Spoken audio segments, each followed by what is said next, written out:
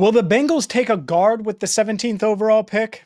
Let's discuss their options, the pluses, the negatives of this class, and why Bengals fans must wrap their head around one key element when it comes to the 17th overall pick if the Bengals are going to go guard.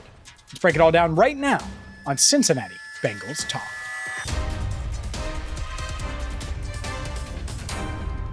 Today's video brought to you by BetUS TV. Let's dive into the 2025 NFL Draft. The draft is 2 weeks away, and I'm going to have plenty of thoughts about my approach to this draft, about how I think the Bengals are approaching this draft over the next few weeks between now and draft day. But the main thing to know if it comes to, or when it comes to guard, is what this video is for. If the Bengals take a guard in the first round, well, this is the video that's going to kind of set the stage for that, because they could. Would not shock us at all, would it? They took Kevin Zeitler in 2012 in the first round. That's the last guard they took in the first round. They went with Amarius Mims last year, the right tackle out of Georgia. Obviously, he delivered as a rookie, and there's reason to believe he's going to be a really, really good pro. But when it comes to the 2025 NFL Draft, I look at the guard position, and they've only drafted one interior lineman in the first round since Kevin Zeitler. And that was Billy Price. And that didn't work out, right? That doesn't mean it won't work out this year. But if it is going to work out, odds are it's going to be a tackle to guard conversion. Someone that played tackle in college. And so that's the first thing you need to wrap your head around, Bengals fans. If it happens, it's probably going to be that. It's going to be a Kelvin Banks out of Texas. It's going to be Josh Simmons out of Ohio State. Maybe not. Maybe they just go straight up with Tyler Booker out of Alabama, who is Dane Brugler's number one guard, ahead of Kelvin Banks. Josh Simmons is ranked as a tackle. But for my money, if they go guard round one, that's probably going to be an offensive tackle that can play guard. And one thing that I've heard is, you know how great it would be if the Bengals could get an offensive tackle, put him at guard, and then that guy can take over for Orlando Brown Jr. in a couple of years. I've heard that a lot. And I'll speak it everywhere. I'll call the Bengals front office and tell them this.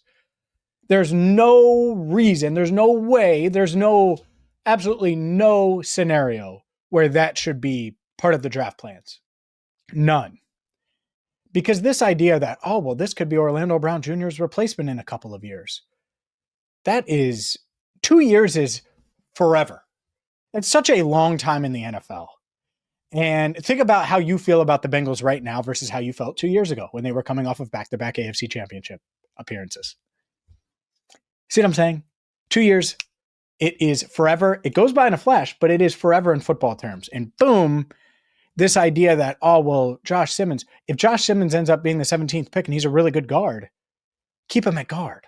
If Kelvin Banks is drafted 17th overall and ends up being really, really, really good, you keep him at guard.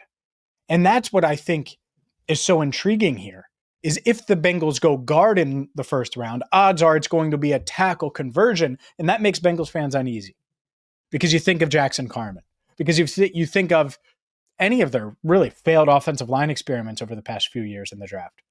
And that's what they've done. They've drafted poorly on the offensive line, really up until Amarius Mims. They need to get it right offensive line-wise this year in the draft. More thoughts on guard coming up next.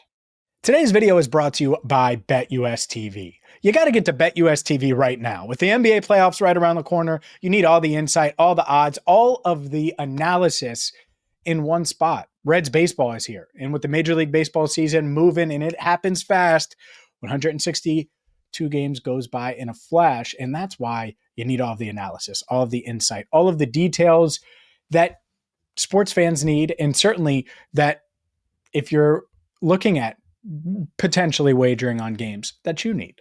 And that's the beauty of BetUS TV. What we are with Cincinnati Bengals Talk, it's simple. We're giving you the latest Bengals news. If you want the latest sports news, the analysis, get to BetUS TV today.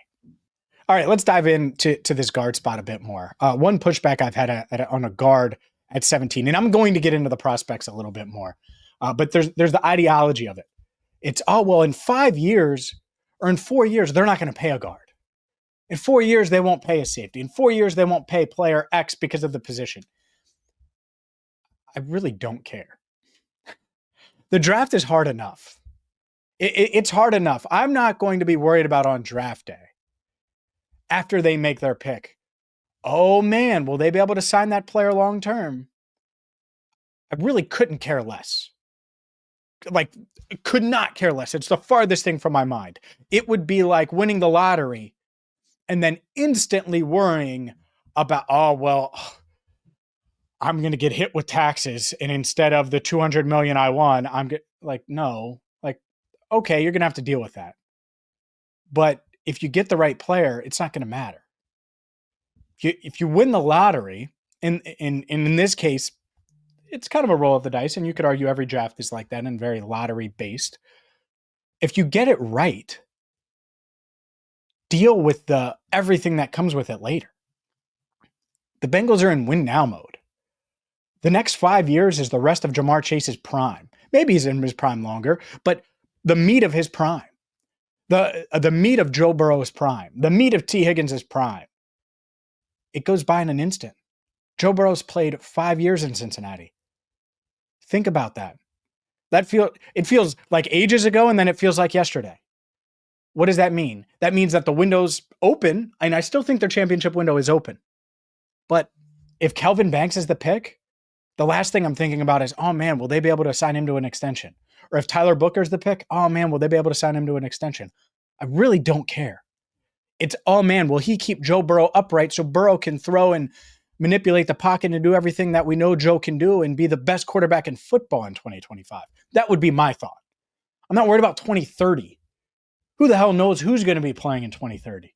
You have no idea what it's going to look like. No idea what the cap is going to look like. No idea what the market for these positions is going to look like.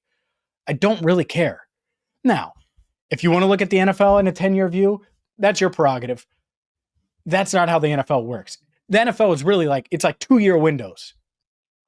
And that's why I'm not with Orlando Brown Jr. There's no way I'm thinking about his replacement right now. It just doesn't make sense. If Josh Simmons is an awesome guard, guess what? I'm keeping him at guard. If Gray Zabel comes in and is an awesome guard out of North Dakota State, guess what I'm going to do? I'm going to plop his butt at guard and either extend Orlando Brown Jr. if he continues to play well and stays healthy, or figure out left tackle. I'm not moving Amarius and then moving Gray and then moving. I'm not doing that. I'm not playing musical chairs. I'm trying to find the best guard. That's what the Bengals need.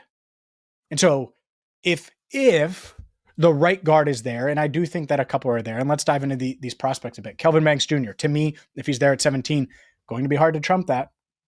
There are going to be some guys I'll talk about next week, but going to be hard to trump a Kelvin Banks Jr. pick at 17. Tyler Booker is scary. He's scary because he's really good game tape.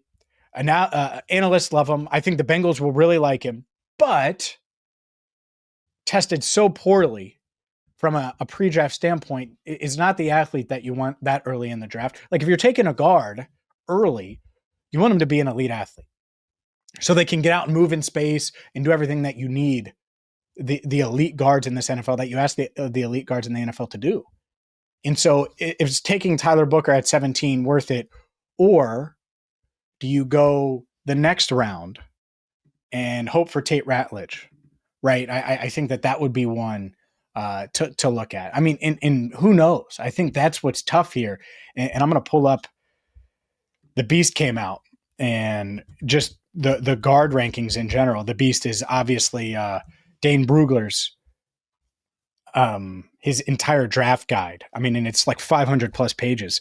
But I'm looking here, like Tate Ratledge is a second round grade for Dane, but he may go in the first round. He may not make it to 49.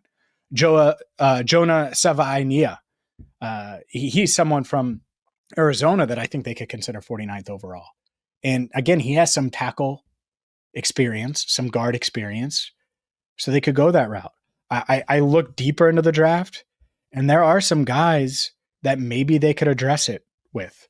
But honestly, like Luke Kandra of Cincinnati, honestly, though, it would be nice. Trapillo, by the way, is another one. I think Boston College. Like there are guys, but the Bengals are probably going to take a guard pretty early, maybe as early as 17. And so things to know, as long as they get it right, who cares? That's great. Get a really good high-end player that's going to protect Joe. 2, I'm not worried about 6 years from now. I'm worried about right now. 3, if you project that player to be really good, well, then we should expect the Bengals to pay him anyway, regardless of what their past history has said. And 4, and I think this is a big one, prepare yourself for the tackle to guard conversion, because I think that that's most likely. Ozzie Trapillo is one. So like there are a lot of middle round guards, day 2 guards that aren't Tate Ratledge, that aren't just plug and play, that aren't guys like that aren't Tyler Booker, who has a first round grade for Dane.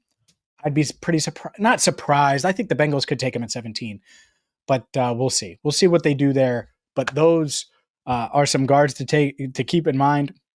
I really do think they take one pretty early. If not, Dylan Fairchild, I think, is someone out of Georgia. You could take him in round 3. You could take him 81st overall. Maybe he falls to 119 in that range. But then it's getting pretty thin from a guard standpoint, especially when you look at the tackles that you would potentially convert to guards, and if you want a straight up guard only. Today's video was brought to you by BetUS TV.